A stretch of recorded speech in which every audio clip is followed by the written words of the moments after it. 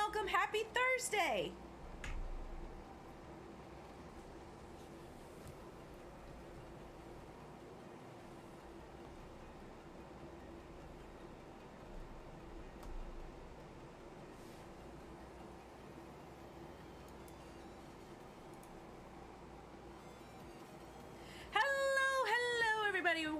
Welcome. Buenas noches, John. I hope you are doing well. Hi, Zach. How are you? You're not working tonight? Oh, I am doing good, you know? I cannot complain. Hi, Justin. How are you? Welcome. So, as y'all know, you got off at 2:30? That's good. Aren't you happy to be home? Are you do you work this weekend? Because I was gonna say, are you off this weekend? Because I would have been like, are you happy tomorrow's Friday? We have off. Yay. Good, waiting to hang with boyfriend tonight. Ooh, excusez-moi. Well, that's good. Make sure you eat dinner. That's all I gotta say to you. But hello, guys. Welcome. Looking to cause trouble, mayhem, and trouble. Okay, listen. I'm gonna need you especially to behave, okay? If you guys can't tell from the title of my stream, I'm getting drunk, gonna buy a bottle of wine. Oh my god. Please make sure you eat. That's all I ask. Sir, you misbehave, you go on timeout. Don't make me put you on timeout, okay? But if you can tell by the name of this stream, we're going to be having a Q&A with an up-and-coming indie gamer, Murphy's Law. I'm super excited to interview them, let y'all know what's going on, what they got planned. So we're going to be asking them some questions about who they are, what projects they have coming up and everything. So I'm super excited. Okay, we're going to go straight into I'm a bunny. Okay. I believe that's 5 minutes. Yes, that's 5 minutes. It ain't Easter, bitch! Alright, so thankfully they won't be able to see me. So while we're doing the interview, they can't see me, and Easter, the bunny ears. Hey, let's go. Alexa, set a timer for 5 minutes. But yeah, did she say 10 minutes or 5? Did I say 10 minutes? Alexa, how many minutes left on timer? I said 5. Alright, we're good. We're Gucci. Why did you almost get your Insta banned? Sir, we need to talk about that. Okay? I need to talk to you about that. I need you to behave, sir. Hi, Fox. How are you? I mean, you could say, How are you, Fox? I posted something that went against TOS on my other account. Well, that is not good. Now is it? I'm glad to see you're doing well. No, Twitter is its own thing. And if you want me to be honest, it doesn't look like Twitter's going anywhere too well. But that is a topic for another time. What we are doing today is we're gonna get ready. I always have fun. Fun! Sonia, my love, hi, hello, how are you? I don't have a hydration. Oh, do I have a water bottle somewhere? Hold on, let me message my fiance, please. Can you please bring me a bottle of water?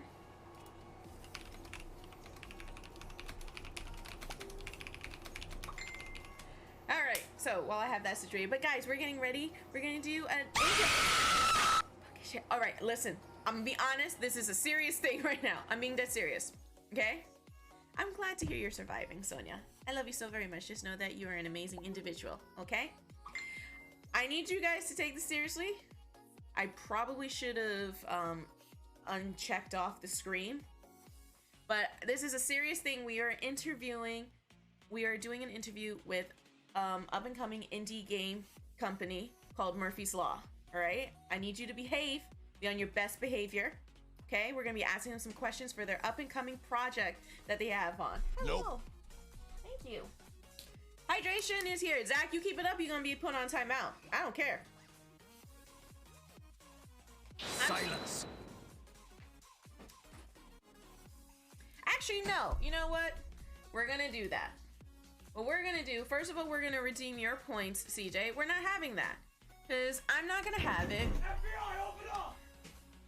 If you keep it up, all of the alerts are gonna go silent. Thank you, Fox. I appreciate you. I'm giving back your points for the silence. And I'm going to turn off silence. And I'm gonna turn off scream. No, guys, I'm being this serious. Come on, this is a serious thing. We are interviewing someone today. This is like, I understand that, you know, this is a joking matter and stuff. You know, I've always been okay with joking around this stuff. We can joke around, but this is also something serious, okay? So, we're gonna behave right now, okay? Kenny! Thank you, Justin. I really appreciate it. Justin, you keep it up. You're next. All right. So let's go ahead. We're going to get them in here. There is another way. What do you mean there is another way? Bye, Zach. Have fun. And be safe. What do you mean there's another way, Kenny?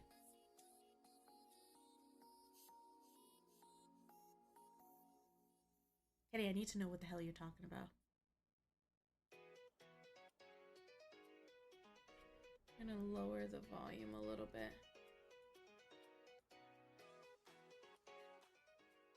Okay, we're gonna have the music low a little bit. And let's jump into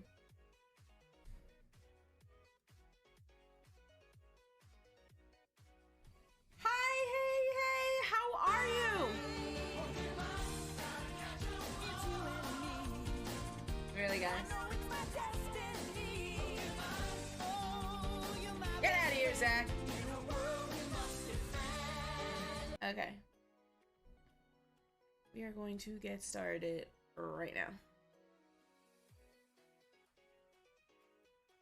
Oh, I don't know if they can see this. That'd be a new rule I had. Hello, for sure. hello. Hey, how's it going? Hello. Hello. Welcome, welcome. Okay, the timer finished. Alexa, cancel. All right, we can take these off now. That goes bye-bye for right now. Okay. Alrighty. Let me go ahead and show you guys real quickly. And ladies and gentlemen, I want to introduce to you Murphy's Law. Say hello, everybody. Hey guys, how's it going? Hold on. The video is up now, Justin. Calm down. Okay? Oh, Jesus. Yeah, I know. We're already starting with them. I had to put him in his place before. Hey, is that our Justin? Yes, it's our Justin. Oh, gosh. Of course it is. All right, so I kind of want to go first and have each of you introduce yourselves. So, Zach, if you want to go first. I'm Zachary Knight. I'm the owner and operator of Murphy's Law Games. And this is a studio that I've had for a while, but we finally got our first product, our first good, what we believe to be a solid idea, and that's why we're doing this now. I'm going to go over to our primary writer, who on my view is to my left. Matt, if you go. That's me. Hi, I'm Matt. I am, I guess, the lead writer at Murphy's Law. Got a couple things in the works. Obviously, that's what the stream's about. One big thing about the hit Kickstarter, which would be Hit Hotel, which is actually the first game I've ever written. So if it's horrible, no one can be mad at me because I get to wear like the trainee name tag. I'm Dan, and I'm just lucky enough to have had Matt bring me on board, and I just do whatever they need to help them out, from playtesting to editing and whatever else it may be, like this. Hey! Welcome. And I'm Victoria. I am half cheerleader, half PR rep for the company because these guys can't seem to eloquently put anything together, so I do that for them. She make me talk good. And we can always appreciate a woman's touch. No offense, guys. I'm so sorry. All right. Okay, so kind of since we're gonna go ahead and start this Q&A, so Zach, if you wouldn't mind telling me who and what is Murphy's Law?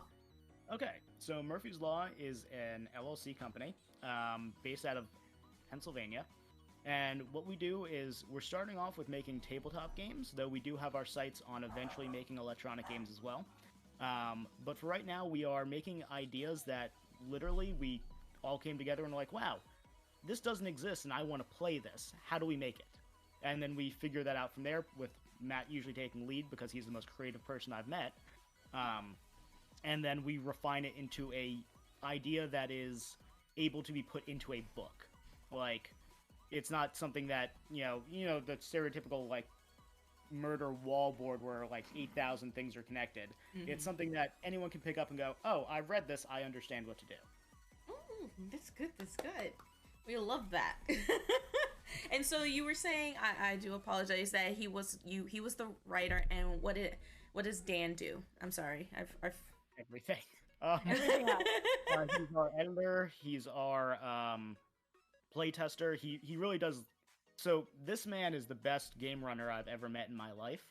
And you can hand him a game, and he'll figure out how to make it amazing in about 5 seconds. Oh, we love that. We love that. I'm going to have to keep his information kind of in my back pocket, just in case if I might need it later. So, but that's good. So, why don't we go ahead and tell everybody what it is we're going to be discussing today. I know Matt mentioned it before, kind of he did hint at it a little bit, but go ahead and tell everybody what we're going to be discussing today. So, we're going to be discussing Hit Hotel, the game that we are launching on Kickstarter next week, which I'm going to sum up real quickly and then let the other two take their cracks at it and see what we all think that we're making. Basically, Cyberpunk Assassin Simulator in a book. Mm-hmm. Matt, how close am I? I would say that's it. In all honesty, when I had the idea for it, I was baked like a ziti. And I was thinking back on the days when me and my friends used to play Halo, like with link cables, you know, because I'm a boomer or something like that. And I thought how much fun that was, just running around killing each other with rocket launchers and stuff. And I was thinking, you know, the games aren't long and there's not really like an in-depth campaign goal, but like it's a ton of fun. And that's really just all it was. Yes, baked like ziti. Dan. Classic. What was that? You cut out, Dan? It's very much like a shooter deathmatch kind of classic video game sort of thing brought to a board game. Which I do want to mention, no board, because we don't know how to make one of those. Not yet. Keyword. Board. It's a board in your mind, and also on dice, and also math. Oh, dreaded math. Who here is not a fan of math? Me. Show of hands. There we go. But yeah. So for those just straggling in, Draco, I did see you. I apologize. I just didn't want to interrupt them. Thank you so much for the hydrate, by the way. So we are interviewing Murphy's Law. They're a new up-and-coming indie RPG TTRPG gaming company, and they're showcasing their new game that their first game technically they're creating, which is Hit Hotel. Just in case for those who are just joining us. Thank you so much for the hydrate. Oh, did someone make you drink water? Yes, I have. Yes, I have channel points where my viewers can redeem for me to do while I'm streaming, whether that be apparently during interviews and also gaming.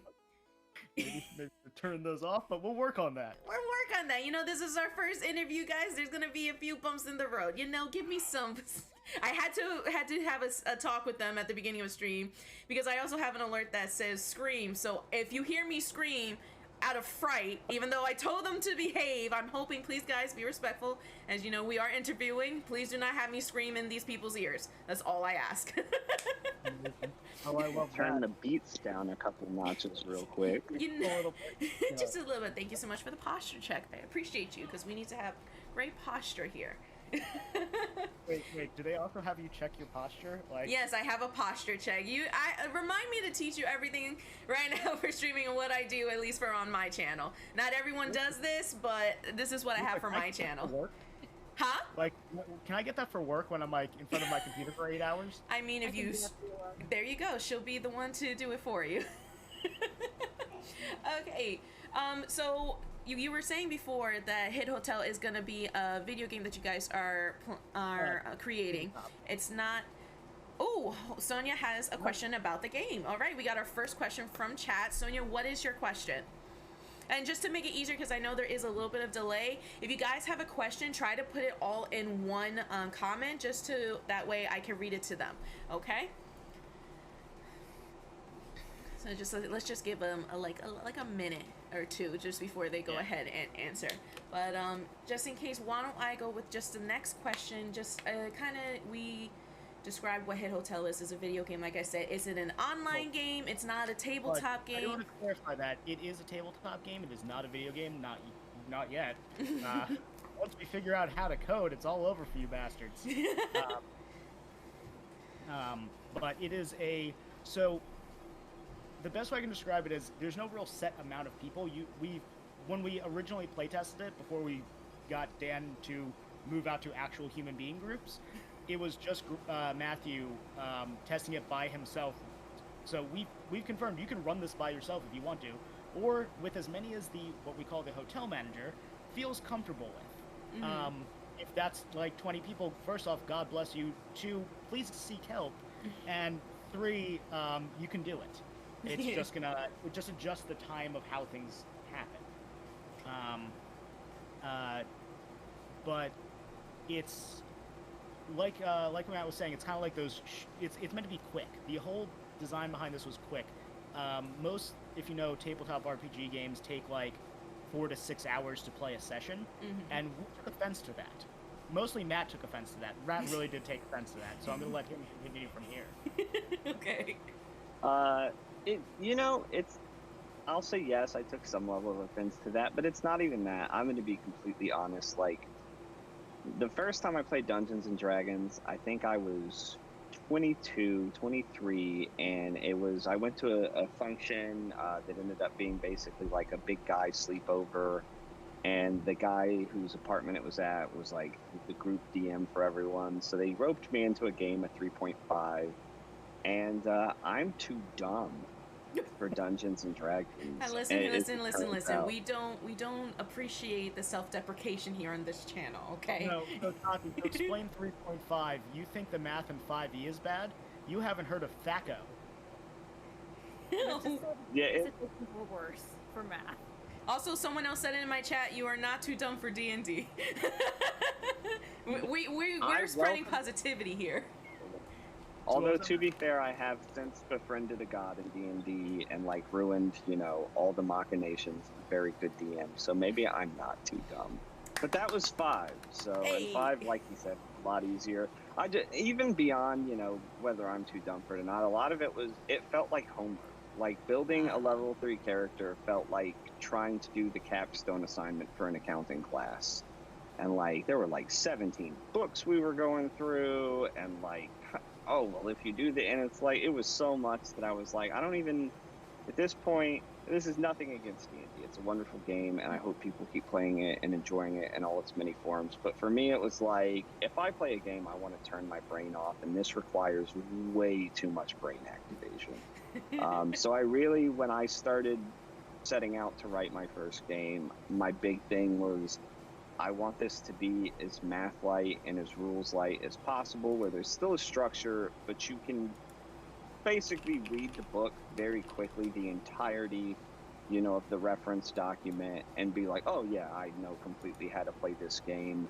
And especially after running through the game 2-3 times, it's like, oh yeah, I know every dice roll for every scenario, and I know basically all the minimal amount of math that's required. And then at that point, it's just, different permutations, what the players decide to do or not do, or the hotel design as per the hotel manager. But I wanted it to be simple. Like you said, fast was a thing, and I figured the best way to do fast was also to do simple and just make it impossibly easy so that someone like me could turn their brain off and play it and not have to do accounting homework.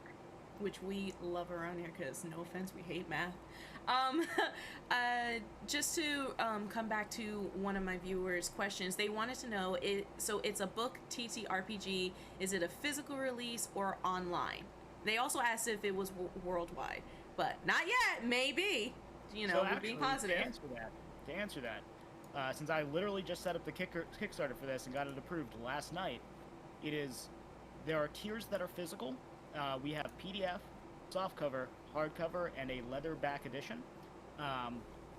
And because I made the executive decision to use BackerKit, who is going to figure out shipping taxes for us, because goddamn Europe, it will be worldwide, unless we physically cannot deliver like you're in a war zone. So we may have some issues with Ukraine, and we're going to figure that one out.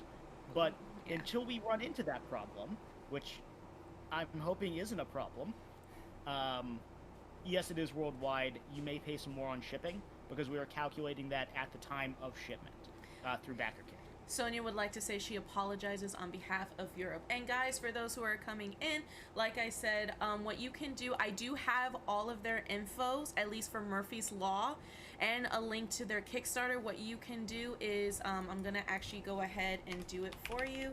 It is Murphy's, Murphy's Law is the command. It has a link to the Kickstarter and all of their socials, where they're hopefully gonna start posting and keep you guys up to date of what's going on with their game that they're creating. Now, I do want to keep a thing right there. Right now, I run most of our socials except for the Reddit, and as you can tell, I'm an old man. I'm about 60 years old, and don't fully understand how social media works, so please bear with me while I learn how Twitter, Instagram, and Facebook actually work. And Reddit. Yes. No, I don't control that one, thank God. That's all Dan. I'm so sorry, Dan. Me too. So yeah, I also have, guys, if you also want to know, for them, they also have some artists who are creating the game as well. So I also have the command artists, which has a link to each of their websites respectively, and their socials. There are their names as well, and their pronouns as well, because we respect pronouns around here. Okay. We do. And also, I can't speak highly enough of the artists that we've worked with so far. Nornoska is nothing but professional and amazing at their job. Mervin, quick, responsive, and was immediately like, yes, sign me up. And Chloe, who we just signed on like 2 days ago, don't know much about her yet, but from what I can see of her profile, she's going to be an amazing asset. Yay, we love that. Yay. So kind of what... Check her out. Hey, anybody, we are an advocate of tattoos around here, you know, I'm just saying. So next. Oh, yeah. Hey, there we go. No. Tattoos. Yes, we're part of the tattoo. And you have one bit. What's that one? Hold up. That one is. It's a what? It's a smiley. It's a smiley. Oh, yeah, no potatoes. Sorry, Dad. That's behind the other ear. Don't worry, you'll be getting more tattoos. Maybe that's of course if you want. So the next question is, how long has it taken for Hit Hotel to become a thing for you guys? Like, I know you mentioned that Murphy's Law has been your company since 2016. So when did Hit Hotel kind of start, you know? Matt, you came up with the idea, what, 2 years ago? Like when the idea first formed? 18 months, 2 years, something like that. Yeah. He got it down to a T. Yeah, he is very smart. He won't let you know it, but he is very smart. And Dan, we brought you in not long after that, so yeah, I'd say about 18 months. I'm not sure. I think that he told me about it the day he thought of it, but I didn't really start helping him until probably about 6 to 8 months ago. Because that's when we had gotten it to a point where it could be tested. Mm-hmm. And listen, I'm going to be honest, it was a little bit of madman scribbling at first.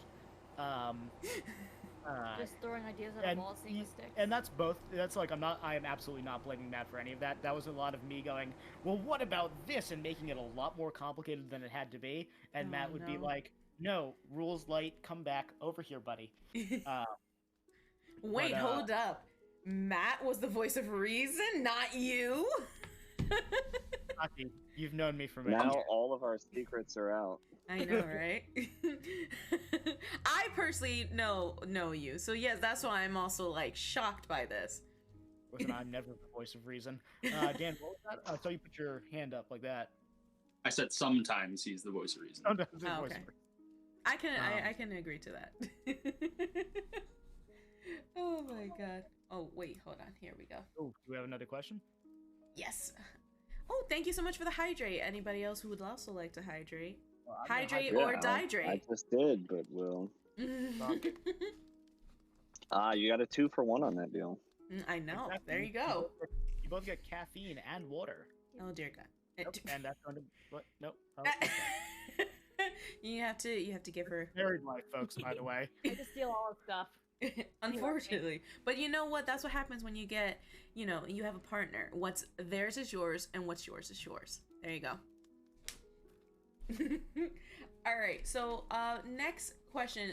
To kind of bring back, just to remind everyone. So, what is the play style of Hit Hotel? I'm gonna leave that one actually up to Dan because he is intimately familiar with how this game runs, like perfectly so. There are several different play styles, I would say, and it kind of depends heavily on the character that you build and the way that your game master is running the game. But to put it simply, you're going to take one action per turn, go around the table, and then eventually somebody's going to either find the enemy or you're all going to be dead. Okay. Hey, we're killing people. Yeah. A murder simulator. I cannot stress this enough.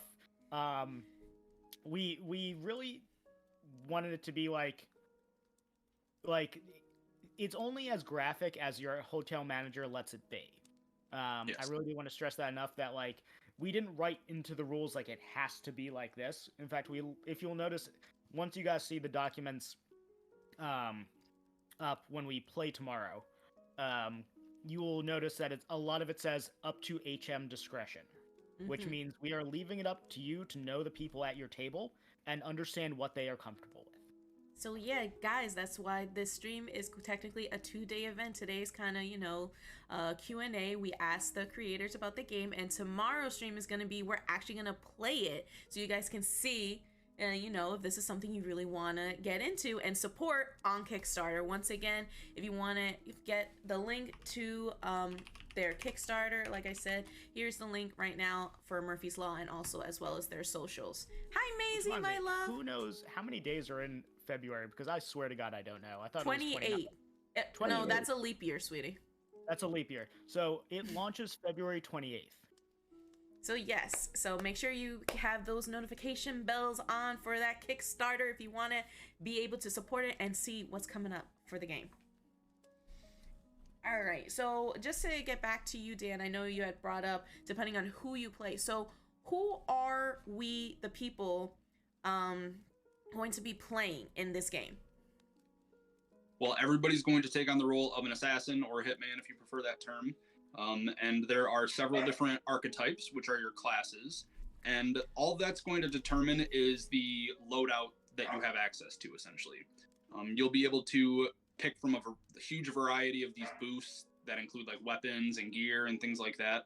And depending on what you take, you will create a pretty unique character.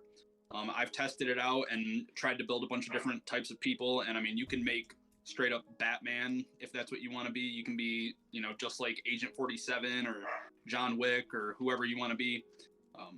Or you can just create something completely unique to yourself. And I mean, there's really a stunning amount of variety in what you can build with the boosts that we have. Okay, so just to kind of get it. So you can play either the assassin, and I know you, I believe Zach, you had mentioned it. There's also technically the hotel manager as well. Yes. Correct. Now, yeah, I was saying Dan's gonna explain more about that. That's like your DM, and like any tabletop, they have a little bit more difficult of a job than the people who are playing it.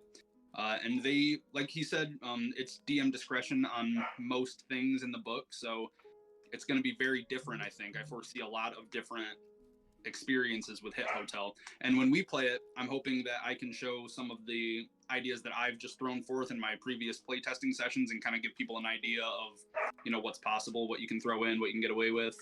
Because I do a lot of stuff written in the book, but I think it works well. Yeah, I will definitely not be playing as hotel manager. You can definitely be sure about that. I'll be just be like, I'm just playing. Get you to be a DM one day. One day. You know, I just joined, you know, my first campaign. You know, let me work up to it. I'll probably have to play a few more. Okay. Just give me a second for that. So, so as a game character, technically, if you're not being the hotel manager or DM in this case, we are the assassins, so to speak. Yeah. Okay. Nobody plays the victim because we did very much want to shy away from, like, players going against each other in a you have to win to kill another player at the table, because that leaves bad taste in people's mouths. I can only imagine, you know? So, there is in the game. You can fight other people. Yeah, sorry. Dan's 100% right. Not to say, like, you can't just be like, oh, this person's gonna win unless I murder them. You can absolutely go after them, and if you roll better, you win. But the idea is not, like, you are competing against each other, but it's not a requirement for you to kill your fellow man. Or woman. I will not be doing that. Lethal options for taking on the target. So if you really wanted to go a non-lethal route with your character, you could pull that off. You know what? Maybe we're gonna try that. I'm gonna go the non-lethal route. We trying. So, I'm sorry. Can you repeat that? Nobody's done it so far successfully in any of the playtests. Will be the first. It's a little bit like hard mode. Oh. Not intentionally. It's just the way the dice worked out. Mm-hmm. But I think my favorite playstyle that we've encountered so far, though, Blake. Helen. Sorry. You're gonna have to explain this one to me. So, Beaker, if you would work your magic with storytelling. Ooh. Story time. So our dear friend Blake, he was one of our first playtesters, and he played a solo game, right? Am I correct in that? Yeah, he was by himself. Yeah. So for the Helen run, he was solo. The significance of the Helen run is that was the name of his target. And to give you a little more background for context, there's only 2 stats in the game because, again, I'm math. Why? So to me, 2 stats even feels like overkill. Like, I kind of wanted to stick to 1 stat, but I said no. So basically, you have a 2-stat continuum. You have force, which is, you know, kicking in doors, blowing stuff up with grenade launchers, hurling Molotov cocktails at people. And then you have finesse, which is more, you know, your grappling hook and your stealth visor and your little, you know, glitch zone telejumper that lets you jump, you know, through walls and through doors into other rooms. So dear Blake decided that the best move for him was going to be pretty much all the way force. And he was basically, you know, not the Punisher, because that's copyrighted, but like the Nunisher. And he proceeded to run around the hotel screaming, "Where's Helen? Where's Helen?" at the top of his lungs at anyone who he ran into, and then also splattering them all over the walls of the hotel if, you know, they didn't know who Helen was or had never heard of that person. It was a very interesting run. It was a little bit insane, but I'm never going to forget it, and I'm never going to forget, you know, him saying, "I grabbed her by the shoulders and screamed, 'Where's Helen?' into her face." Oh my god! I kind of wish that was recorded just so you could have it and just like to rewatch it. To record I this do session. too. It was our first test with. From any of the play tests, unfortunately, they were not here to witness it. But a close friend of mine was playing, and he was trying to get information on where his target was. and he kept interrogating a vending machine. It's so successful. Wait, And did I hear that right? A vending machine? Yep, he interrogated a vending machine, and eventually it was successful, and he found the target's room keycard in the vending machine. I don't think I knew about that one. That's amazing. I give it an applause. I give that an applause.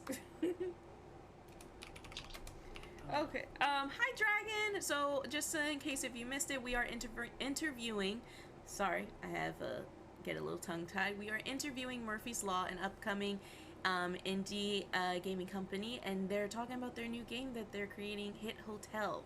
So we're just kind of asking them about what the game is about and who we play as.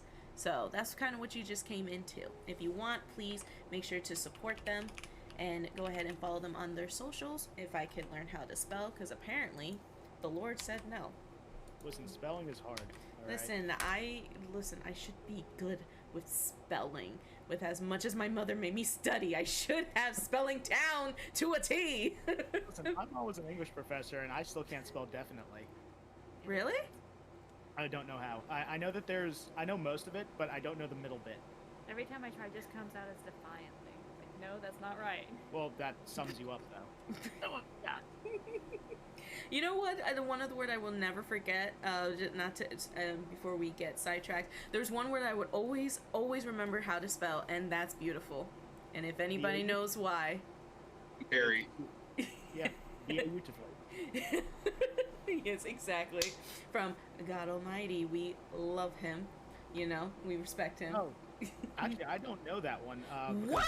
Well, remember, I wasn't raised like Catholic or Christian or like even very religious. I mean, it's not a religious movie. Oh, it's not? No, it's God Almighty. You've never seen God Almighty? I don't know. I just heard the title God Almighty, and I'm like, Catholic movie. No. It's Bruce. Oh my God. You know what? Hey, wife, I'm gonna need you to introduce him to that movie.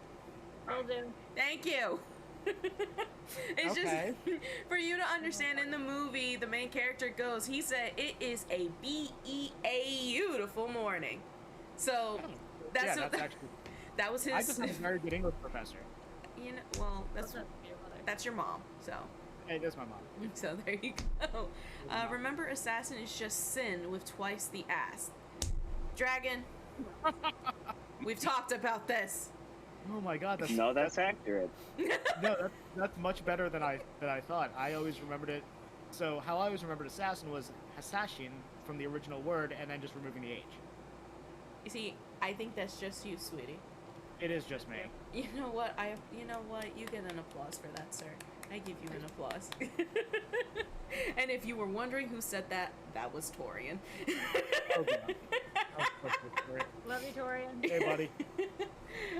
Okay, so just kind of in a next question I kind of want to ask you guys regarding the game, and with, of course, Zach's permission, I was able to, he was nice enough to kind of give me the handy-dandy book that talks about the game. So explain what is an archetype, and I guess, what are the different archetypes you can do for this game?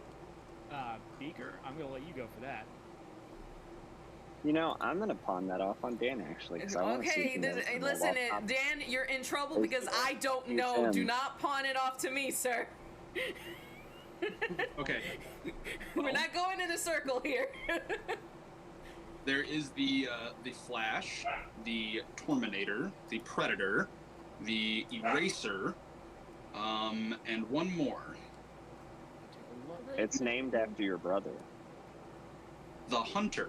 Oh, I'm so sorry. There we go. And you're going to have to forgive me because I can't remember the exact division of force and finesse between all of them, but each one has a division of force and finesse. It's a preset stat, so you're not going to set it yourself. You're just going to pick your archetype, and based on how many force or finesse points you have, that's how you're going to know from which boosts you can choose. So if you have 2 force and 4 finesse, you'll get 4 finesse boosts and 2 force boosts. So that then kind of goes into like my next question. So with the force and the finesse, like for that stat, so what is that? And is there also kind of like a leveling system here, like normal D&D, or no? there is no leveling system. Like I said, you're going to get preset stats. And think of it as like, force is like your strength and your constitution in D&D put into one. Finesse would be like your dexterity and maybe your wisdom. And that's just going to be kind of how you define your playstyle. You still get to, you have a lot of input based on the boost that you choose. That's really more important. But it also affects the dice that you use for certain actions, which we can get into that a little bit later. They're filling up, but there are liquid tokens, which are kind of like your biggest reward for anything that you do in the game. And those carry over by player, not by character. So say you play around and you earn a liquid token during that round. If you die, you will still carry that into your next round. Okay. And so, so what is it? What else can the tokens be used for, so to speak? And is that like an in-game currency as well, or no? It's sort of like a currency, but if you're familiar with D&D, I'd compare them to like inspiration points. You can add your roll, or I mean, if you're me, I let players get away with using them for almost anything because they're very valuable, and a couple of points to your roll can really influence the outcome, considering that we use D6 and D8 for this. So I remember at one point, like I let somebody use a liquid token to get up to a higher floor on the elevator, so really just a way for you to kind of bend the game to your will. Okay. You And tell them what liquid stands for. Vicky wants what liquid stands for. Since it's an acronym, it's not actually the word liquid. It's an acronym? It's an acronym. Beaker, what does liquid stand for? The liquid acronym is LIKWID, and it's look, I know what I'm doing. I'm sorry, what? Yeah. Yep. Yeah. It's your opportunity. Just how I envision playing it is, it's like you roll and you don't get a very good roll, but it's like I'm an assassin. Like, obviously I should be, so you just throw a liquid token down and go, look, I know what I'm doing. Also, and this hasn't made it into the PDF yet, but we did discuss this after and agree to it, I think all HMs everywhere should award a bonus 1 point to the +2 that you already get if instead of just saying, look, I know what I'm doing, or playing it, you go, liquid, like you're, Solid Snake. Okay, I like that. But I have to say, I love that acronym. I was not expecting that, and I don't think I got to that point in the PDF. So I appreciate that, learning about what that stands for. Okay, so another question, because you mentioned it, Dan, the dice that you're going to be using. So you said a D6 and a D8. Is there any other dice that a player's going to be able to use, or is it strictly just those two? It's going to be D4, D6, D8, and generally you would assume that you'll use two D6 for every roll. If you are a high finesse character, then your finesse die will be a D8 instead of a D6. So if you do an action that requires finesse, you'll roll a D6 and a D8 instead of 2D6. Whereas if you were to be doing something that required a lot of force, like trying to strong arm a door, you would roll a D6 and a D4. And then there's also advantage and disadvantage, where we can add on, a D8 to your 2D6 roll, or, so on and so forth. So it's just going to be those 3 dice. It's really easy to keep track of, especially once you've gotten the hang of it. And if you have a good hotel manager, they'll be able to keep track of it for you because it's so simple. So for all you hotel managers out here, when this game comes, be good with your dice rolls. Be kind as well. So this is actually from a system that Matt created called Binary 6, which is the entire system uses 2 dice when you're making your rolls. Okay. For anything. At at no point will you be using more than 2 dice for any action you take in the game. Hence Binary 6, because the baseline is 2d6. I like that. It's simple. Will I understand that and repeat that? No. What was that? Yeah, one way to think about it is, and Dan kind of talked about it a little bit, but just to dive a little deeper into the thought process, So, like another thing, D&D, rolling advantage, rolling disadvantage. I actually do feel like that's a fairly simple system. But when I was devising this, the idea was if you're at disadvantage, it's a 4. If you're at advantage, it's an 8. Otherwise, it's a 6. Thus the 2d6 being the baseline, and then everything just goes from there. And as Dan said, that not only will a good HM be able to keep track of it, but it's designed so that a good HM has a lot of input into how those rolls are going to be calculated or go as well by deciding, what's considered advantageous or disadvantageous in different situations. And it's even something, kind of like with a system like Fate, where players can, chime in and say, hey, I think, due to my equipment or due to this item or due to my, whatever the situation is, I should be given, advantage here. And I think it cuts both ways too. I can totally see other players going, oh, well, I think they should have to roll disadvantage on that roll for, X, Y, or Z reason. So, and again, it all comes back to kind of what we've discussed previously, and I'm sure it'll be said 50 or 100 more times. A lot of it is going to come down to hotel manager discretion. It's their hotel. They get to decide what goes on in it. And the hope is that they're goal is to facilitate a fun time for everyone. Okay. All right. So I kind of just want to ask a question in regards to the characters that you play. If you're not playing the hotel manager, so would you say it's similar to like D&D in the sense like are these technically all humans, or is it like different races you can make them and stuff like that? Why are you making that face, Zach? Was that a wrong question? we're about to argue what is human. I mean, I just want to point out I am still here. I just had to cut the video feed for a little while. No, it's fine. Yeah, no problem. So, what should I even ask? What is a human in this game?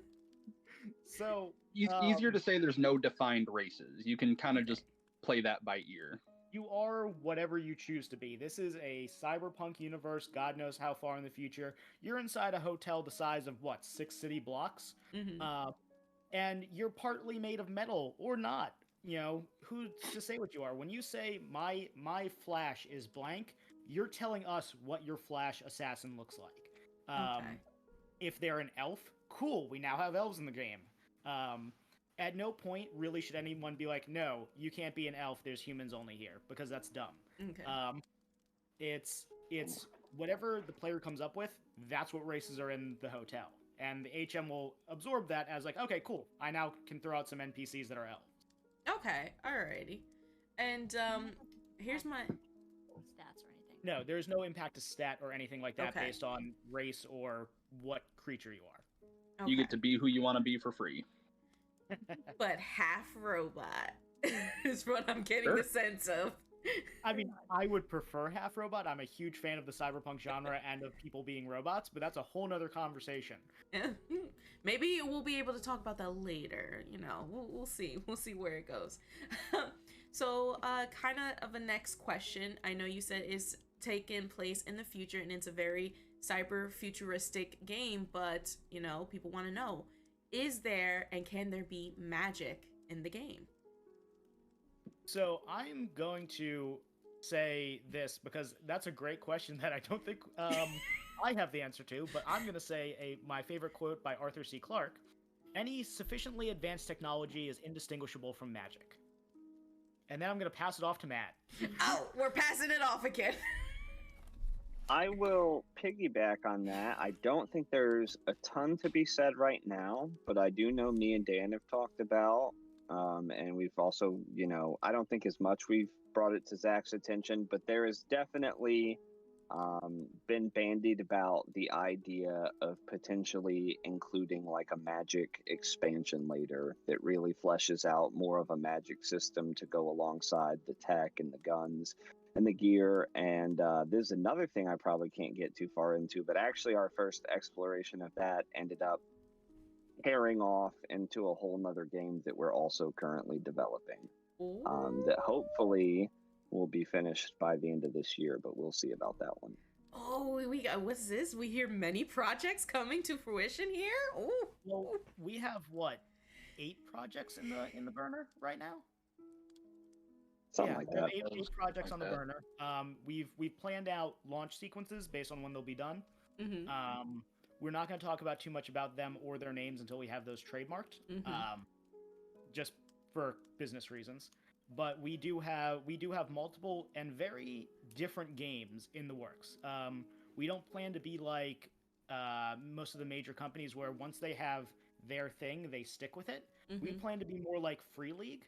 If you guys are familiar with them, who are like, let's take a chance on this setting, this setting, this setting, and just keep trying out different things that are interesting.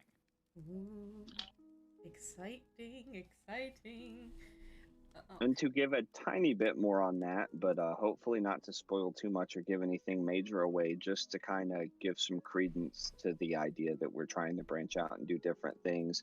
Hit Hotel is like a cyberpunk dystopia, multiplayer assassin melee free-for-all kind of thing. And we're also working on a fantasy title that's kind of a fantasy I'd say probably the most. I don't want to toot my own horn, especially because a lot of this is Dan with this other game, but probably one of the most unique elemental magic systems I've ever seen anywhere.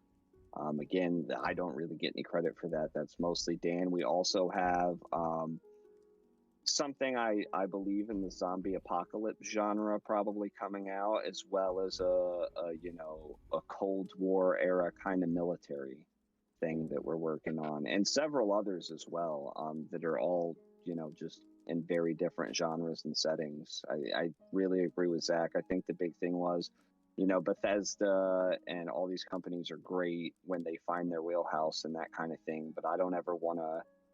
I'd be happy for Hit Hotel to be successful enough for me to be making the 15th iteration of it one day, but I don't want to just write Hit Hotel and Hit Hotel Advanced for the next 20 years if I can help it. That's And we're fair. all in that line of thinking. Like, if we can continue the game, and we are definitely going to support our games after launch with more expansions, see how we can flesh it out, new ideas, but we don't want it to be the only thing we do. That's fair. That's fair, and I kind of like that. And for me personally, for Zach, you might know, you've met my fiance. He tends to be more on the sci-fi side, where I tend to be more on the fantasy side. So for me to hear there's possibly fantasy coming, I'm super excited for that. That's just personally me, but We actually think you'll like the way this one's stretches out, because we know Althea that you kind of got stuck into that one cleric role, but that it doesn't work like that. For those who for my viewers who know, I play D&D. Technically, Zach is my DM. He is the DM here, and my character's name is Althea, so that's why he had to put that in there. Of course he did. He's the one who gives me stress and trauma in this campaign that I am being a part of. So, but that's a topic for another day, guys. With that. If you want to destroy Zach's ability to harm you in a campaign, just befriend all of the enemies he throws at you. So, I am trying with one of them. No, so quick sidebar, just short bit. Every single, it was supposed to be an unwinnable thing. You're supposed to run, outclassed, outgunned, whatever. This motherfucker rolled like a 1920 on every single persuasion roll he did. So, he became friends with the god. He became friends with the evil cult. He became friends with everybody. How high is your persuasion? It was very high. As high as a bard. He maxed out his bard's persuasion, so he could just talk his way out of anything. You know what? I applaud you, sir. Sorry, Amar. Oh, no, not Armor. But much more chaotic. More chaos. Oh, no. We won't talk about the tavern incident. Listen, wait, my tavern or his tavern? No, his tavern. Oh. But anyways, sorry for Hey, going. I'm not the only person that has a bad tavern incident in that campaign. I'm pretty sure Blake toasted some civilians. Oh. Theme for your campaigns, isn't it? It's not my fault. They don't understand how fire works. This definitely seems to be a theme with all of your campaigns, sir. I think there's an issue here. You are the issue. Moi? Ne sais quoi. I'll also throw this out there, and then we can end the sidebar. But I am very proud of the fact that my bard, his entire kill count comes from the sleep spell so far. I have murdered several true. people with sleep. No, so every If someone time is on a building and they fall asleep, it's very they, precarious. they take the fall damage, and if they're 30 It's- feet up asleep and already damaged, well, that's It's the D6s and D10s they gotta take. it's an accidental killing once again. You've struck again, accidental killing. So to explain that, Matt, 90% of Althea's party's kill count comes from on accident. Never intentional. They've killed intentionally 2 people. Only 2. Everyone else has been an accident. Collateral damage. That sounds like something a defense attorney would. Hey! It was self-defense. Damn it, and I'm standing by it. Oh. But We have to swap D&D stories. we definitely have. That's gonna have to be another stream possibly in the future. Yeah. I would Or definitely be into where that. we all play a one-shot with either myself or Dan, if he's able, leading it for like a quick one-shot. Oh my god. Diverging from that, Yeah, but yes, definitely to get back into the topic of Hit Hotel. So, in regards to the type of assassins that we as players get to be, are there any limits to the type of weaponry we're allowed to use? What about that? I don't think we limited by who you pick. I think it's just, once again, with the force and finesse balance out, it's you can only put so many points into like force weapons or finesse weapons. Okay. Because they only check the document, but I believe there are points assigned to them. So, for example, it'd be really No, so unwise for it's not even that. It's basically you have a limit on what It's you can just grab. a straight 1-for-1. Yeah, so you can so say you have a force 2, you can only take 2 force boosts, which doesn't limit you in the sense of you can only have like the big one, but you can only pick something like 2 of the item, whereas you can have 5 finesse items. Okay. So. And I think that. No, Go ahead. I'm sorry. No, I was please. gonna say, I think, and Dan touched on this a lot earlier too. I think that's one of the things that adds flexibility because no one else is necessarily going to know what you have, especially at the start, obviously. So it leads to this interesting scenario where you could have, a 5 force, 1 finesse character, and everyone's thinking, okay, yeah, he probably doesn't, he's probably got like a little silenced pistol and a stealth suit. And then he comes around the corner with a Reaper LMG and, lights your ass up. Oh. And it's like, oh, his one force perk, he took the LMG, and he is here on a mission to bring death and disharmony to the universe. Wait. So are you telling me, because one of your characters is technically a ninja, if I wanted to be a ninja with an RPG, it is possible? Yes. Yeah, that's Not only can you be a ninja with an RPG, but it's a pocket-sized RPG that you can fit easily in any pocket on any clothing. The beautiful Diablo pocket rocket. Don't tell me it's another bag of holding, but in a pocket. it's more like sci-fi bullshit. More like the bag of holding in what I'm seeing it as. Yeah, sci-fi. They're very bullshit. loosely described, so you can kind of flavor them however you'd like. You could say that the rocket launcher is a wrist-mounted rocket, or you could say it's a shoulder-mounted rocket, or it's just, if you really wanted, you could say it's something you just throw really hard. Okay. Alrighty. I'm still, I'm still gonna be upset about that. Little baseball rocket. I'm sorry. No base. You can flavor it like technically, as long if it's in your imagination and it fits the description that's given to you, like it explodes. Technically, it exists in game. Imagination. Exactly. Yeah. Just be Because as why would- creative as you can, guys. That's the main thing. We enforce positivity as well as creation over here. Remember that. Especially with killing death in a hotel. We're gonna talk about Don't that do it in real later. We're gonna talk about that later, guys. Don't listen to Zach for right now. Wait, real quick, as the owner of this company, I do need to put in a quick disclaimer. We are not endorsing murder. Please do not go and do a murder in real life. We do not condone that. That is not who we are. We just think in a safe room full of your friends, you can pretend to kill people, and that's where it ends. The fact that you have to make a disclaimer. Well, no. about that. Now that it's recorded, if this ever goes wrong, I have a recording of me saying this. My husband's very paranoid. I've come to know that, and now the chat has as well. I'm so sorry, guys. And remember, kids, prison is super duper not fun. Exactly. You don't want to go to prison. Okay, we're gonna move past this because I was gonna say something, but let's not. So, now that I'm getting, because there was a little confusion that I was having when I first heard about Hit Hotel, but now that I'm talking to you guys and you guys are, we're discussing everything, it definitely seems like Hit Hotel is definitely more similar to kind of like D&D, because one of the questions I was going to ask was, as a hotel manager, would you be able to, so to speak, decorate your hotel, so to speak? Because I was under the impression that it was definitely a video game aspect. So Dan? Dan. Well, I mean, Dan's the every session that I have ran of Hit Hotel, I've designed a new hotel for it, and they've all had sort of a theme. okay. And you can kind of go any route that you want with it. You're basically a DM running a little one-shot. This is your town. You can decide what's in it, how people react. You can have special things going on. The only thing that's written into the book is where to place your target or how to determine their placement.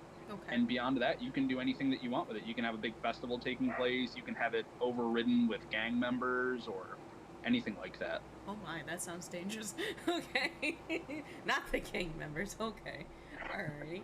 So, since you said, just to piggyback off of that, you said that it's essentially meant to be as a one-shot. So, technically, how long is a session, so to speak, of Hit Hotel? Well, the goal for us has always been to try to keep it under 1 hour, maybe 30 to 45 minutes. That said, when we run the game tomorrow, it might run slightly longer than a normal session because we are trying to showcase some of the aspects of the game. Okay. Yeah, so, alright, that's good to know. Also, we found with new players, it usually takes maybe an hour 30 to 2 hours as they get acclimated to the system. It'll be 2, possibly 2.5 for me, because I'm a little slow. Well, that'd be a good litmus test. You should be anybody should be able to learn this pretty quickly, especially if you're not running the game. You only really need to read the archetypes and the boosts. Okay. If you can build your character, the hotel manager should be able to cover everything else.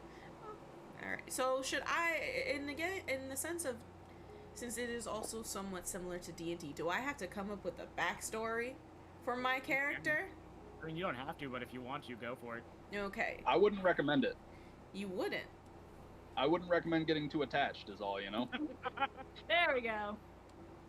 There's a high possibility of your character dying. I'm sorry, That's what? why. Oh, yeah, we haven't really gotten into hotel security, have we? No, you haven't touched on it at all. No! What do you mean Yeah, hotel security, But, sir? like in real life, if I were to walk into a hotel, pull out a gun, and start shooting, people are gonna try and stop me. And this is a dystopian universe where, like, things are bad. And so, instead of, like, the rent-a-cop coming to, like, taser you or something, some guys with, like, MP4s and, like, handguns are gonna pop out of the side and be like, we're gonna shoot first and ask questions later. Well, that actually depends. Now might be a good moment to let Matt bring up the stars ratings. Oh, right, I forgot. Yep, Okay. my bad. Stars. Yeah, so as Dan was alluding to, one of the biggest things you're doing as a hotel manager in this game is designing your hotel. And the way that's kind of carried out is what Dan mentioned, the star rating system. And again, as an acronym, military service brainwashed me into the need for oodles of useless acronyms, and I figured I would start filling my brain with ones I came up with instead of the government's. So what STAR stands for is security, technology, architecture, and reputation. So in order, your hotel security rating is basically going to be how many hotel security agents are running around. And not only does that number increase as the security rating increases, but also the kind of guns and goodies and equipment that your hotel security opponents have access to is going to increase. Then you have what's called your technology, and this is things like, retina scan activated locks on, the What? target's room door, or, stairs that can, retract themselves if there's a security lockdown on that level to keep you from advancing. or any myriad of things in that kind of vein. And then when you get into architecture, this is ranging, from are the walls paper thin that I can just bust through them like the Kool-Aid Man, or these like concrete reinforced with steel bar that like I'm gonna need some pretty heavy explosives if I'm trying to get through a wall or a door.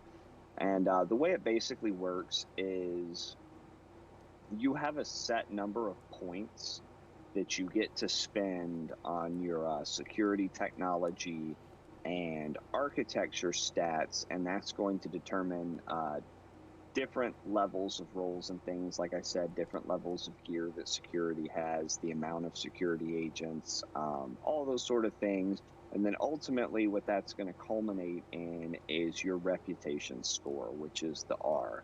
And your reputation score is really, primarily just bragging rights. It's, if someone has a reputation score, a 40 or 50, obviously they've done some like hits in some pretty crazy hotels, or at least more so than if you have a player that has, a reputation score of like a 5 or a 10. And that could, even be that second player is newer. But it's really the reputation thing is 90% for bragging rights and 10% because I needed to finish out the acronym. And Zach didn't stop me. Zach is my boss, and he did nothing to stop me from this. So he gave me the same explanation, and I'm like, yeah, that tracks. Oh no. So so we have an understanding. So the hotel manager would be the one to kind of differentiate between like the stars, so to speak, like for the reputations and stuff like that. So when I'm thinking of the reputation, I'm so sorry, but the first thing that popped up into my head, and mind you, I don't play the game. I want you to be clear about that. I've watched my brother play it, but I think of Grand Theft Auto when you run over someone and the police come chasing after you, and there's like a star rating that like goes like high. Huh? That's actually pretty accurate in terms of at least security. Okay. Because at 1 star you have like the rent-a-cops chasing you in GTA, and then when you have, I think there's 5. All 5, the federal government's coming after you, and that's more or less how it shakes out. At like a security level 1, you're going to have the rent-a-cops with tasers and stuff. At the highest security level, they're going to be armed with like cutting-edge technology. They're going to be organized. They're going to work as a unit, things like that. So how does would you say that also happens as you're trying to get to your target? Like, because you said this takes place in a hotel and there's also an elevator. So would you say that's definitely like when you go to like level 2, maybe the rating's going to be like level 1. So there'll be like 1 or 2 guards in the hallway. And then you get to the second one, maybe your person you need to kill is like, let's say on the 5th level, we'll just say. So like each level you go up, it's going to go higher. Well, not so much inside the singular hotel you're in. That star rating applies across the hotel. Okay. But it'll be the way it incrementally gets harder is more or less how much you're making aware that there is a murderer inside the hotel. Like, if you are silent and stealthy and no one knows you're there, everything's going to be pretty quiet for the most part. Like, let's say you immediately, you're passing all of your rolls. Let's just say for this person does not fail their rolls at all. You steal a uniform, you look like a guard, you've convinced all the other guards that you work there, you're a new hire or whatever. You can get within reason, because it is a game and the HM adjusts as needed to make the game interesting. You can be in and out if you're incredibly skilled and lucky and think on your feet without anyone ever knowing that you were there. But the problem comes into with the other players, where say you are pulling this off perfectly, everything is going right for you, you get into the elevator, and all of a sudden, Jackass McGee just starts opening the fire in the lobby with his Reaper LMG. Well, they might issue a lockdown, and then you gotta figure out how to get out of that elevator and get to your target, because they know there's killers in the building. Okay. All right. Thank you so much for the hydrate, everybody.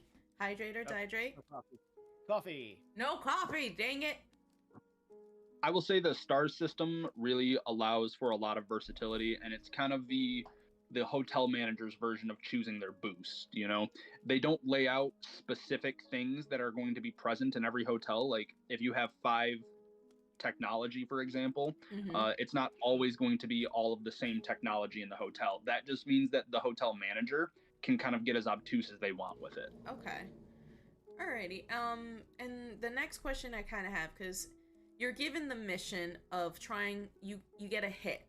You know, you have to kill someone. Are there Yep. other quests along the way, or it's just the sole mission of just to kill the person? I'm gonna let Dan go for that one because he has created some interesting plot threads for us in our testing.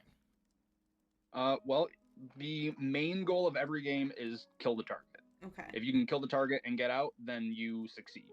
But I am prone to throwing in miniature side objectives, such as perhaps finding the target's room, and even if they're not in there, maybe they have an item that somebody wants recovered, so you can get some extra reputation from going to get that item. Maybe it's a dossier full of names or whatever.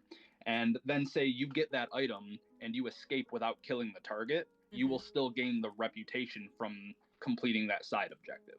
Ooh. Okay. So it can kind of be an alternate play style. Okay. If you have a hotel manager that's into creating those kinds of things, because it's not a requirement. Okay. And with those other little side objectives that obviously is up to the hotel manager to gain, is that another way for people to get those tokens that you guys were mentioning about earlier? Or is that completely up to the hotel manager's, technically the DM's discretion for that? Well, if I'm not mistaken, your reputation at the end of each match directly translates into tokens in the next round, does it not? It does. Correct. So as long as you're keeping track of your reputation, be it between games or if you play multiple rounds, you exchange your reputation for tokens. So if you go in and you get that dossier full of names and you're granted 2 reputation from completing that, you will then get 2 tokens to use in the next round. So the I'm sorry, please continue. But also, I remember 1 or 2 times, if someone did something just so absolutely brilliant, like the amazing use of their resources, equipment, and just insane way of thinking, the HM at their discretion can appoint a liquid token for basically doing a job well done. Okay. Absolutely. I mean, it all falls on the hotel manager's shoulders to just do what is fun. Okay.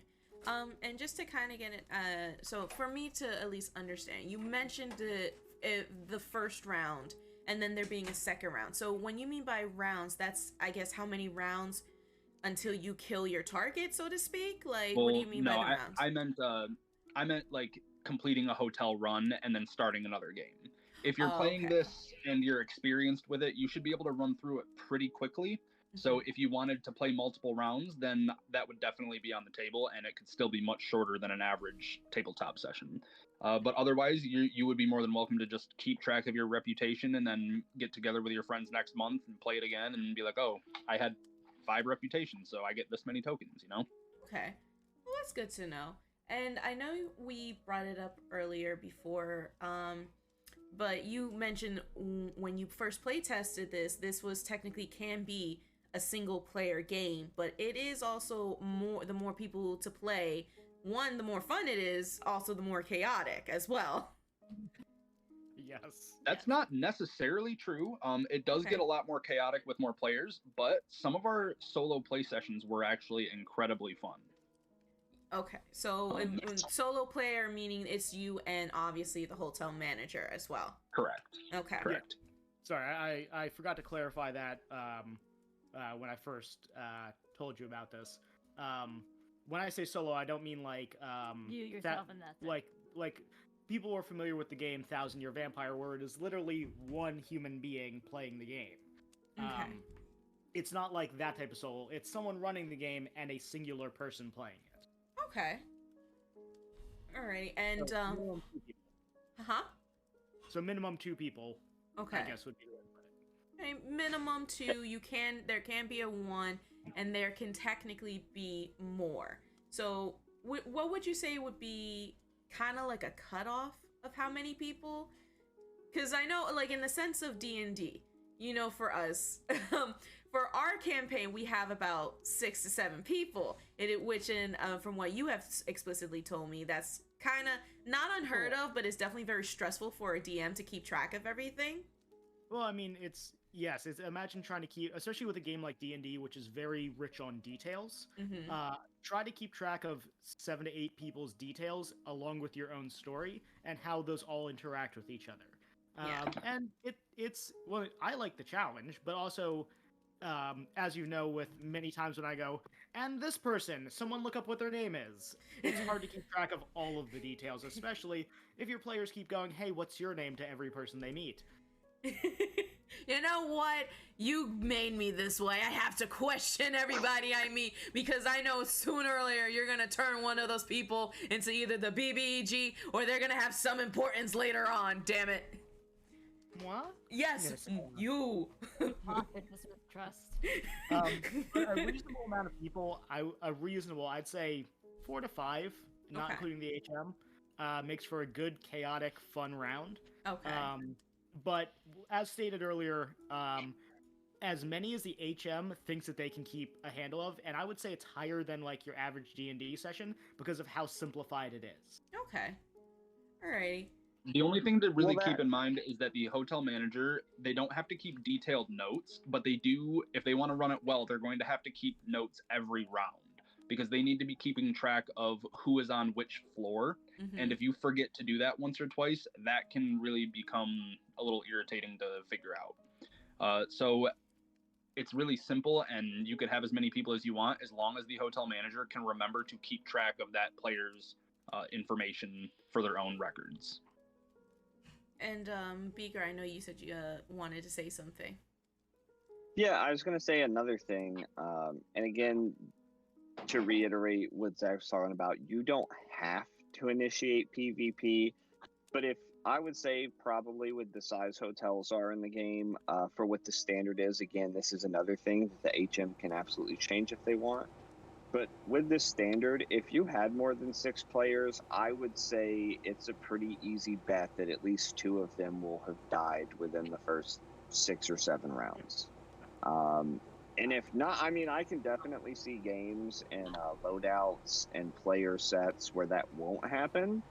But I would say just based on the size of the hotel, once you have a certain number of assassins running around, they're going to be running into each other more frequently. And one of the big things with Hit Hotel is a design thing, and we can get into this more later or whenever, but it is supposed to be extraordinarily lethal. One of the things I find myself not liking about games like D&D, and not just D&D, I hate to pick on them, it's just the one that I have a lot of experience with and everyone knows the name. I'm really not trying to, just crap all over D&D, I promise. But one of the things, and I know there's ways around this, but where it's like my character has been hit like 5 times with a broadsword and he's alive. Like, that doesn't make sense to me. Like, if I, swipe at you with a broadsword and make contact, you might survive one, but, you're probably not in good shape.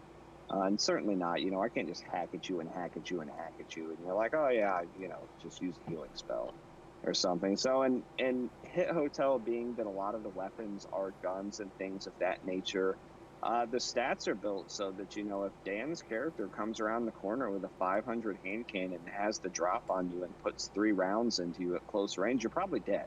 Oh my god. That's probably going to be the result. Yeah. Think about what happens in real life if someone dumps a hand cannon round into your chest. There is no chest anymore. It's just a hole. So then, my question is then, at least for one of them, I probably asked it earlier and I apologize, but so is there a health bar? How much health does the person have? And again, just like I said, if this is a question I asked earlier, I apologize. Is there a leveling system? Because since it's technically can be a short session, it not really is so much a leveling. As an assassin or a hunter, depending on what I do, you're starting off, let's say level 1, you come to level 2, does then your health go higher, or does anything to that effect happen here with Hit Hotel, or no? No, there's not a leveling system, and one of the reasons is, like we've touched on a couple times in different aspects, the games are meant to run quickly, and one of the things with that is another thing, and again, not to just crap on D&D, this is a thing even when I play, like, one of my favorite game series of all time is Mass Effect.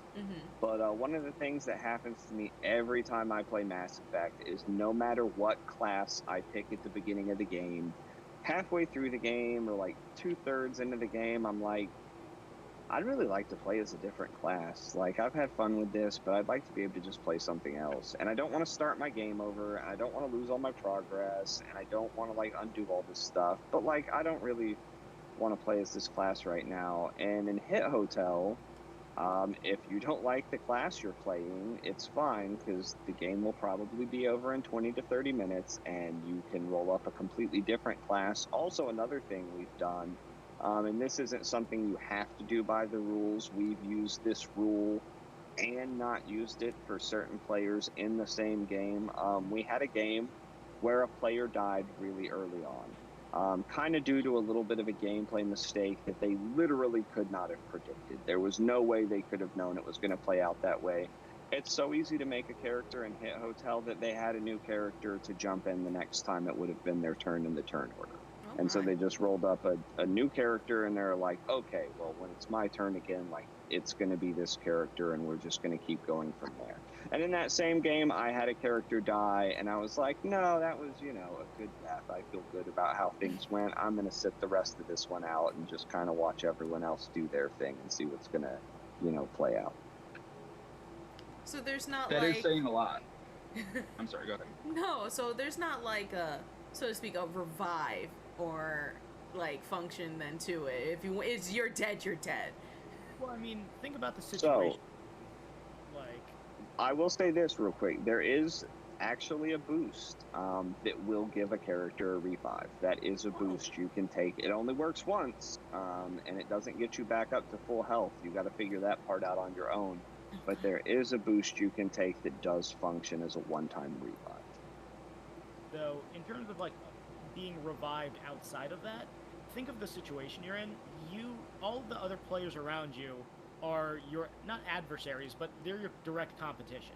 They're not going to be like, oh man, this dude got vented through the chest. I'm just going to bring my competition back to life so he can do a better job than me. Okay, that's fair. Dan, I know you mentioned you were trying to speak earlier. Did you have anything else you wanted to say on this? Well, there's not really much in the way of mitigation for taking damage or for healing yourself, especially not written into the rule book.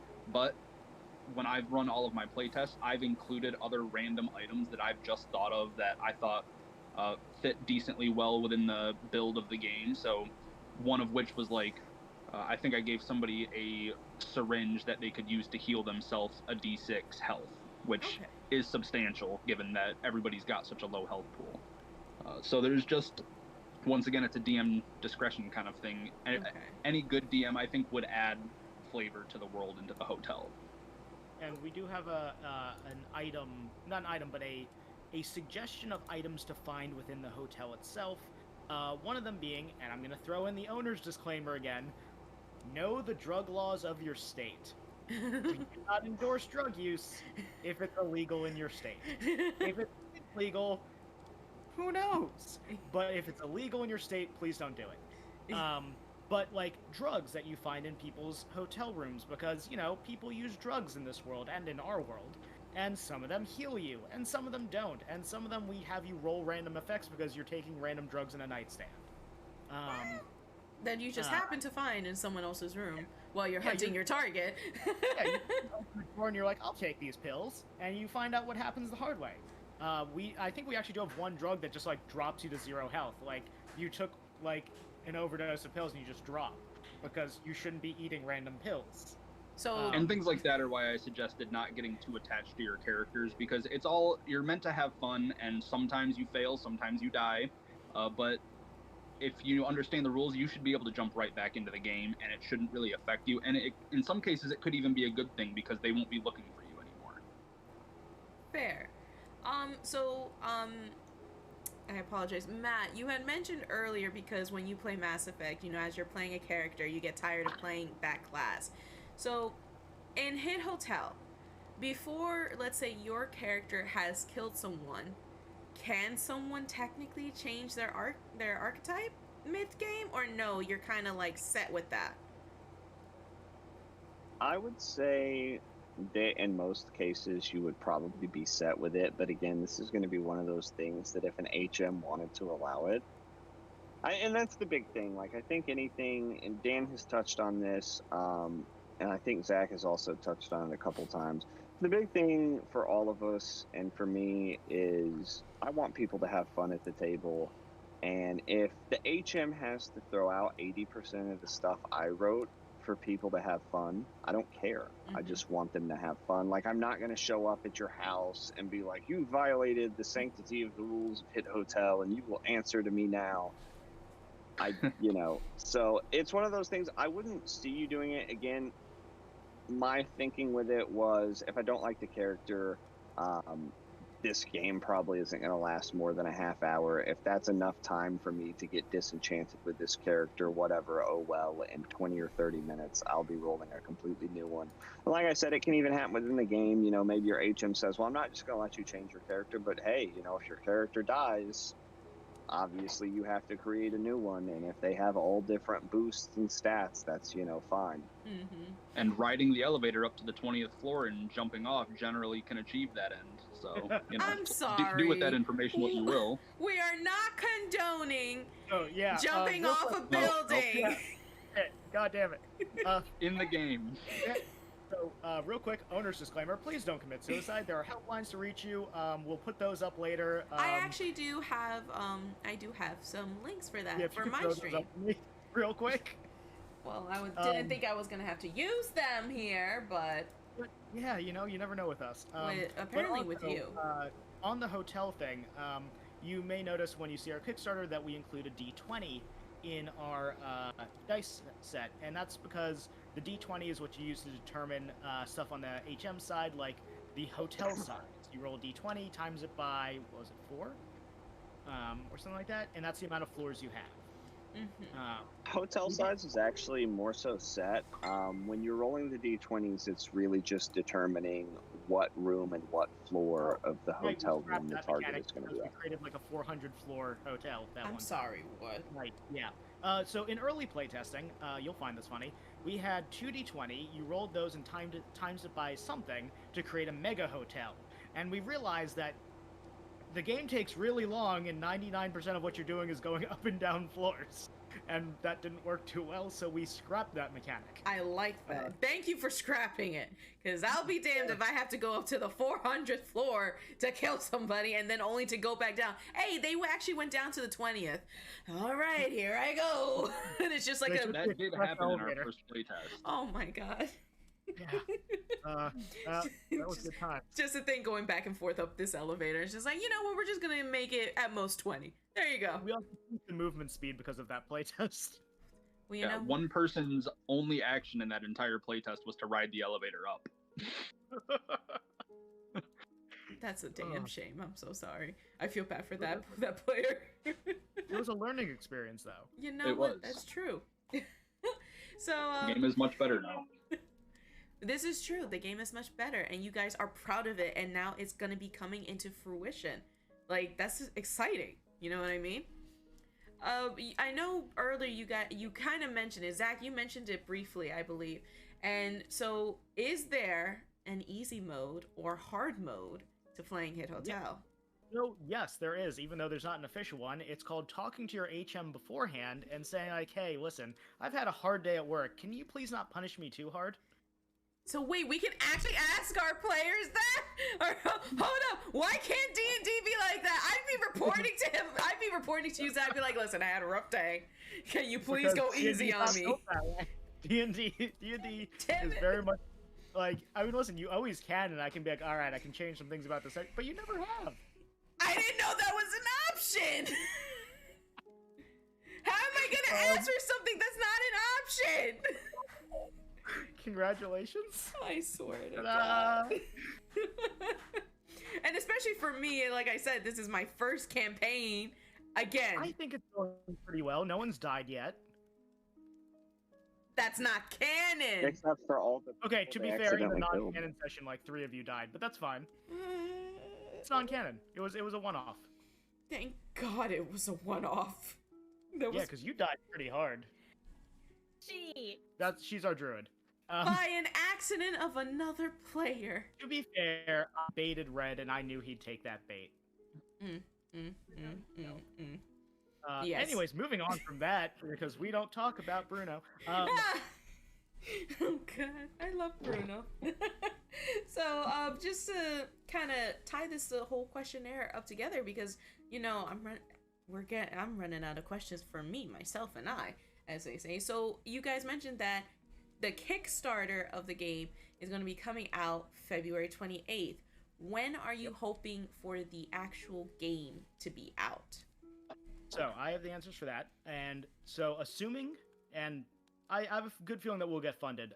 We've set prices pretty well. We have a good timeline. 30 days after the 28th, the Kickstarter closes.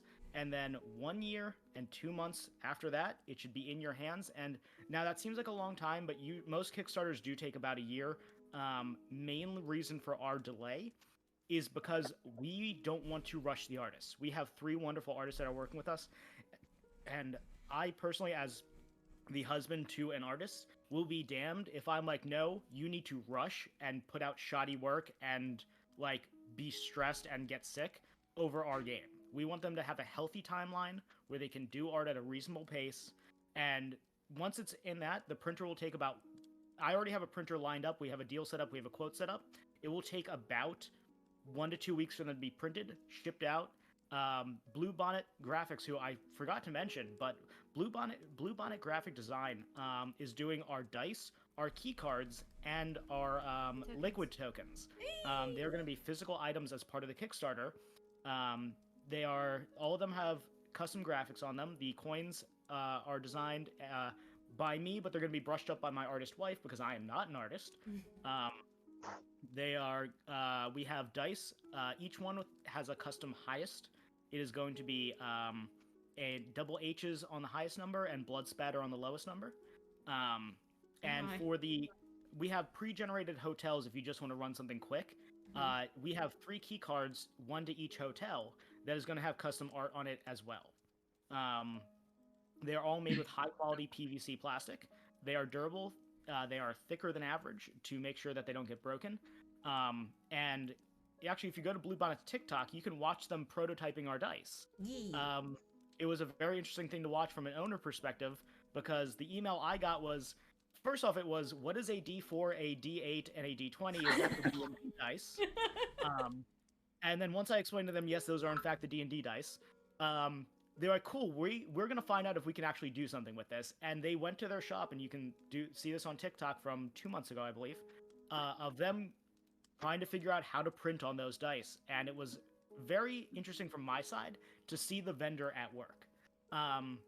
But they have been wonderful throughout everything, and also what they produced was amazing. So that's why it's going to be a year and 2 months. But once it's out of the vendor's hands and in ours, we have shipping plans. We have BackerKit paying the taxes for us for shipping and producing the labels for us. After that, it will take maybe, since I now work a better job where I'm not on the road or an hour away from my house for 4 hours a day, and that's just in travel, and I will be able to ship this out from Pennsylvania as fast as the post office will take them. And I know one of my viewers said it before, sorry for Europe, if they decide, because I do have some viewers who watch from Europe, so just FYI. Hello, I'm sorry for keeping you up so late. Well, I guess it's a good day for you. It is early morning for them, very. Like, it's, I believe it's like roughly midnight or 1 o'clock for them, possibly 2, depending. They're 5 hours ahead of us, so we're 8, so that's 9, 10, 11, 12. So it's 1 o'clock for them. 1:38 to be. But what that does for us is, using BackerKit, it allows us to send to foreign countries, because if I had to calculate the customs, import, and tax for every individual country, including the European Union, that's math. And as we mentioned, we don't like math. We don't like math here. But what it also does is it allows us to have we know exactly how much shipping to charge because they've done the math for us. After that, the shipping labels are on the packages, they are bundled together, and they are out. Now, once it's out of our hands, I can't promise a timeline. As we all know, global shipping is absolutely screwed. And Especially it's been after screwed for 2 years. COVID. Yeah, it's been screwed for at least 2 years, plus that whole debacle with the shipping containers in the Panama Canal, which backed up everything. But the estimated timeline, the last time I ordered something from the European Union, it took about a month. So if you're in the European Union or around that area, imagine another month on that timeline. Okay. Inside the States, I've had very good luck with shipping things, even large packages. It should only be a week, 2 weeks after we have said we've shipped your package, which using BackerKit, you will get a notification when we ship. So it will give you tracking and a timeline. That's good. And hi. So Welcome back. for anyone in the chat, if you guys have any questions you want to ask them, go ahead and ask them now before, we have to say, unfortunately, goodbye to them. And if you guys have any last things you want to kind of just say about Hit Hotel, or again, about yourselves technically, and for this game, you go ahead and say that now. Man, I really wish I could see the chat at this point, but I'm on Discord. I was gonna say, I'm personally excited to try and play tomorrow.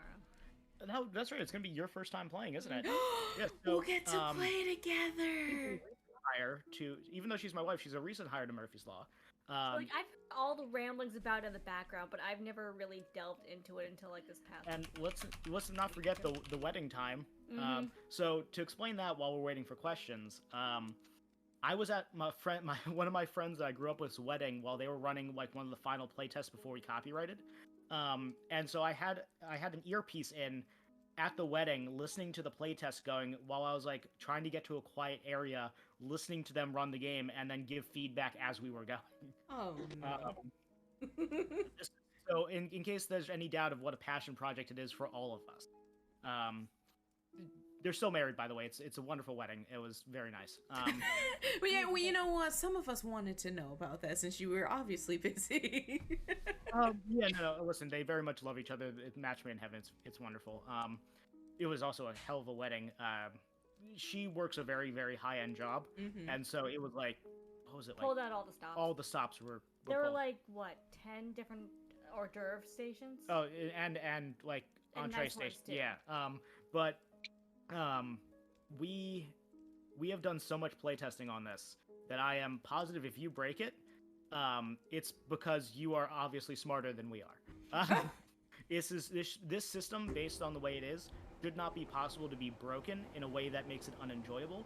It should be broken in a way where everyone at the table goes, "Holy crap, that was awesome." Okay. All right. Well put. So the game can be broken, but only when it's done in a fun way. Broken by Oh, absolutely. What was that, Dan? broken by design. Exactly. I like that.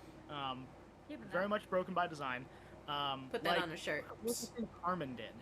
God, when she was running. Oh, when she leapt out the window? Jump out the window. Yeah. I'm Yeah. sorry. I'm And sorry. technically- Yeah. It basically, she had killed the target and she jumped out of the window on the 20th story, and another player followed her and jumped out the window behind her, and they ended up having a sword fight in midair on their way down. It was really cool. Yeah, not something we planned for or designed for, but as you can tell, possible within the frame system. Yeah, aerial combat is not in the book. But they broke it in the best way possible. Well, we definitely need to talk about that, and we're going to talk about that with tomorrow. Kenny, I also too am still learning about technology. Okay, you gotta cut me. You gotta cut me some slack here, Kenny. I'm trying. No, that reminds me, I can't put in the command, but since I've been talking about the artist, can we throw up the artist socials real quick? Of course, I'm gonna go ahead and do that for you right now. Once again, for the Murphy's Law artist team for the new game, Hit Hotel, here are all their links. Here are the artists and their websites. Please make sure to check them out. They are all wonderfully professional. I would recommend them to anyone who needs art done. And Norn, our primary artist, has even this isn't their first RPG that they've worked on. What was it? Baristas. There's an RPG called Baristas or something, and it's about fantasy coffee magic basically, and they did the artwork for it. So it's honestly every single one of them professional, beautiful art, and they do tattoos. Norn is learning to be a tattoo artist, and Chloe Howard already is a tattoo artist. We love it. And Mervin's I don't know much about him, but he was recommended highly to me by Norn, so I trust him implicitly. It's good. And for you guys also, here is the link for Murphy's Law, their Kickstarter for Hit Hotel. So you'll be notified when at the end of February 28th, the Kickstarter will start. And like Zach said, it's going to go on for about a month or two, you said, or just a month? Exactly 30 days. Exactly 30 days. So you'll have exactly 30 days to help support them to make, Hit Hotel come to fruition. Which the best way you guys can do that is after you've backed, or even if you can't back, just sharing the link out as much as you can. Though on social media, with Facebook specifically, if you're going to share out the Kickstarter link, Kickstarter shadow bans or kind of quiets links with Kickstarter in them. So make a post and in the first comment put the Kickstarter link, and it'll get better visibility. We're going to be doing that ourselves through our own socials and the company's socials. But just if you're going to share it out, that would be our preferred way for you to do it. Yeah, we're gonna spread the word of Hit Hotel, okay? Because I definitely am interested. Because I'm not gonna lie, I'm eyeing the assassin role personally myself, but I'm not digging that. From what I could see, I only get 5 points of hell, so I don't know about that one. I mean, it's called trade-offs. Precarious. Exactly. You gotta be good. You don't get caught. Exactly. Just like, since this is also kind of a stealth game a little bit, it's a stealth game if no one's around to report you anymore. Which is when you just play full Terminator and just, rock in with the Reaper LMG. And of course, you give them the higher health points. Yeah, it's physics. It's literally all I imagine is just a giant freaking paladin just walking in. Well, my favorite thing to imagine for the Terminator is someone who's about like 4'5" and just has a severe Napoleon complex. He's so short. I could literally. And you're upsetting your wife. Oh, okay. To explain to viewers at home, my wife is 4'9". Just you are a force to be reckoned with. That's all I'm saying. She's a Torminator. She's the Terminator. There you go. But it looks like we don't. Unfortunately, no. It looks like there's not any questions right now. But Matt and Dan, if you have any lasting words you want to say before we sign off for the interview. I would just say thanks for having us on. I really appreciate it. Thanks to everybody who hung out in the stream and listened to us and our kind of stream of consciousness about Hit Hotel.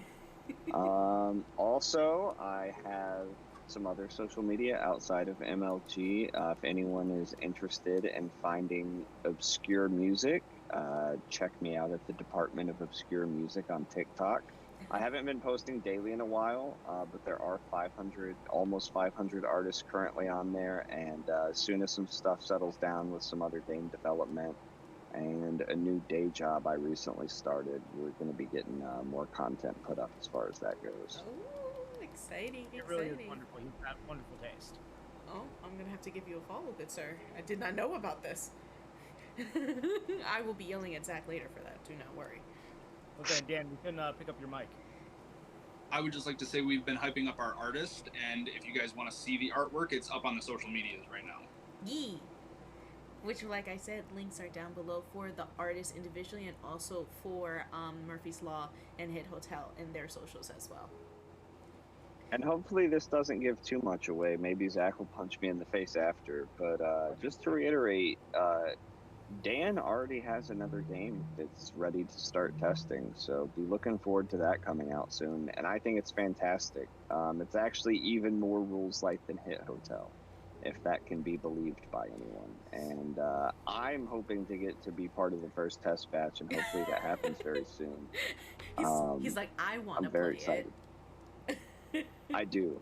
Which is weird because is one of my bugaboos. I really don't like zombie stuff. Can't stand it. I don't know why. Like, I don't mean to be negative about it. I just have never been into horror as a genre, especially not zombies. But it's a game kind of in that vein, and I'm excited to play it. So I think that even speaks volumes for it. So, Dan, do you have also another social media, like your own social media you kind of want to like give a shout out to, or do you want it to just be, you know, will they be able to see your work or kind of get hints of what other projects you guys are doing through the Murphy's Law socials? I don't have anything personal to share, but like Zach said earlier, I'm taking charge of the Reddit, so you can go there at your own risk. It's pretty light right now. All is the artwork and then the notification about this stream, but I'm going to keep updating it with Hit Hotel updates, and I might be starting a subreddit for Murphy's Law in general at some point, in which case you'll see all of our stuff on there. That's exciting. And maybe the wife over there, she'll be taking care of the other side of social media to make sure you guys get other posts elsewhere.